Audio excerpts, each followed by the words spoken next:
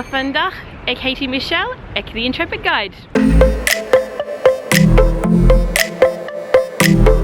You got any idea what language I was speaking?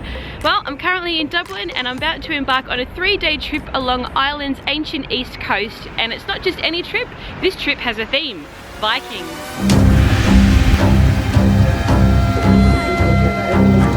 Starting in Dublin and working my way down to Waterford, I'll be following the new Viking Festival, which takes place here every year during the Easter period. Do you know where the Vikings come from? Well, they actually originate from modern-day Scandinavia, which is Denmark, Norway and Sweden.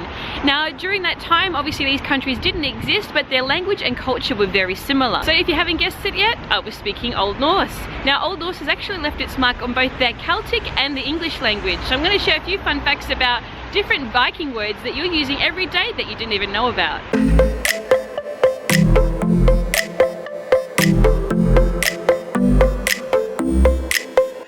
First up on the itinerary is Dublinia. Now, Dublinia is basically at the crossroads of the medieval and the modern city here in Dublin. Now, Dublin was a very important Nordic city during the Viking Age, and it was a slave and trade centre. So it makes sense that Dublinia is here, which is a living history museum that basically documents the Viking Age, the medieval age, and then the third floor is basically where you can see how all the archaeologists do their work and how they dig up these areas and the things that they find.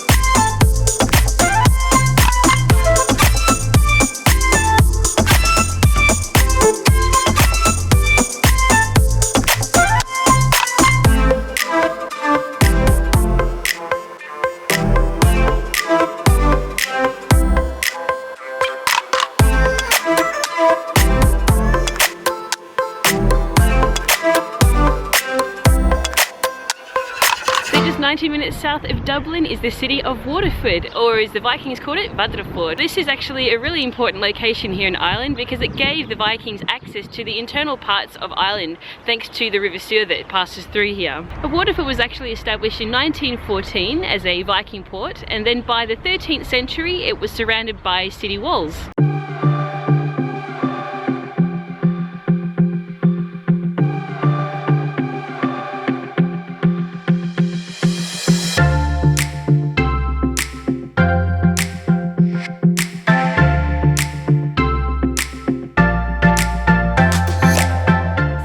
The Vikings a little bit more, I've come to King of the Vikings, which is a VR Viking virtual reality experience and the first of its kind in the world.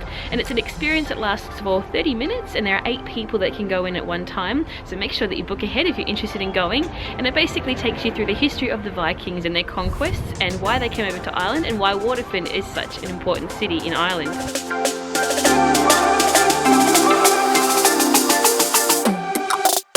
2018 marks the 1100th anniversary of the capture of York in England by King Reginald of Waterford. When King Reginald died in 1921, he was actually named the King of all Vikings in England and Ireland. So it's pretty impressive that this building has been in continuous use over the past 800 years. At one point it was a prison, it's been a mint as well.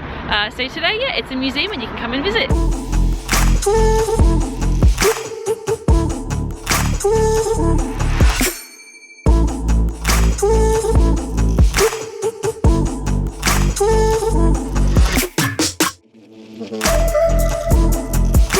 Viking ships are actually still a marvel today. Now have a think about this. How did they manage to get across from Norway all the way to England, Ireland, then Iceland and Greenland, and even over to America at one point into Newfoundland?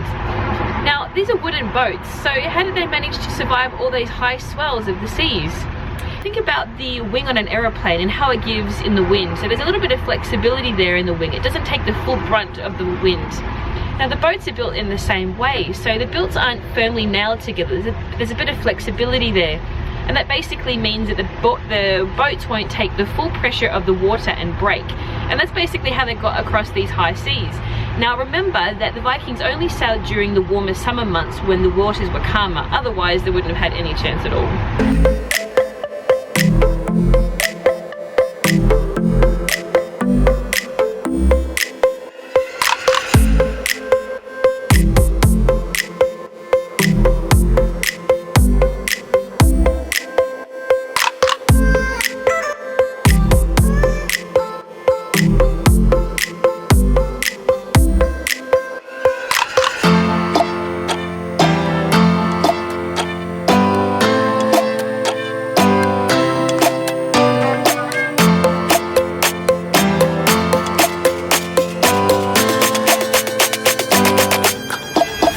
Viking Dublin, and I'm here to see the Follow the Vikings audiovisual theatrical experience here just opposite Dublinia in Wood Quay. The narrative of the show that we're going to see tonight is based on the Icelandic warrior poet Egil Skallagrimsson, and how he, instead of picking up an axe to fight his enemy, he recites a poem and makes his great enemy Eric Bloodaxe immortal.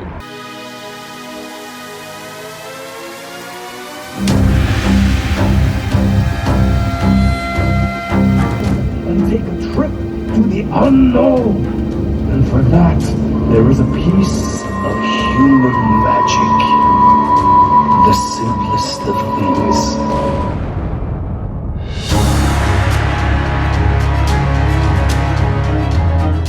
We are Vikings!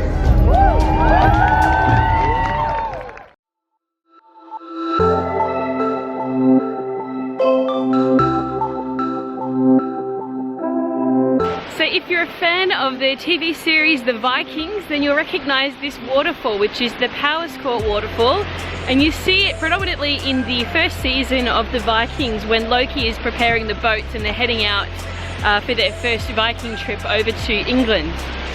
So here it is. This is the Powerscourt Waterfall. Now this is the highest waterfall in Ireland. It's 121 metres high, and it's located here in County Wicklow, just outside of Dublin. So it's probably about a half an hour's drive, but yeah, very beautiful.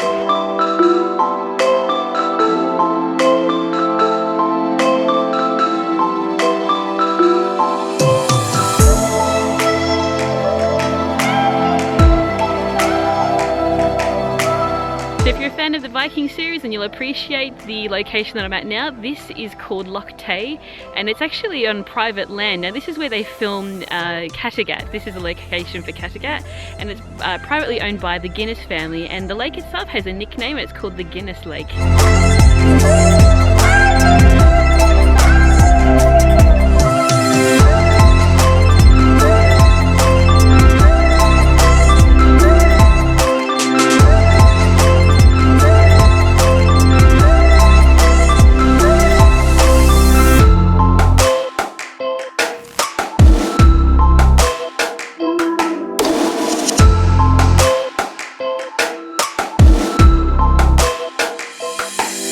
What language did the Vikings speak? Well, they spoke Old Norse, and it was spoken in the Faroe Islands, in Greenland, even in parts of Russia, and of course all over Scandinavia, so Norway, Denmark and Sweden. Now this is a language that is pretty much unchanged. The closest language is Icelandic, but I'm going to teach you a few Old Norse expressions. So if you want to say hello or good day, you say góðan dag, and that means hello. If you want to say thank you, that's thok. If you want to say goodbye, it's farvel.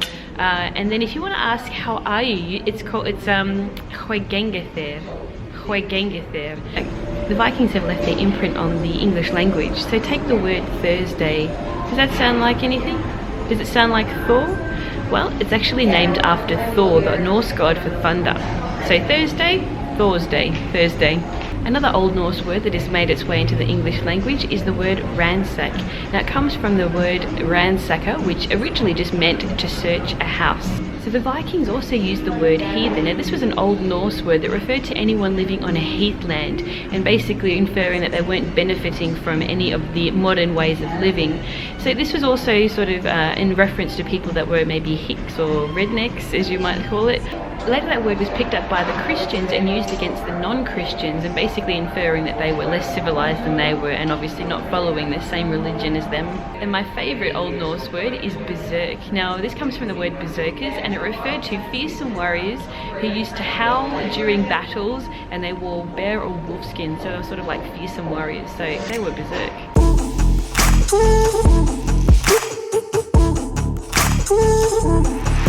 Well, that's it from me. I hope you've enjoyed this Viking tour of Ireland. If you did, leave a nice big thumbs up, subscribe to my channel and turn on notifications for more videos like these. Until next time, farvel!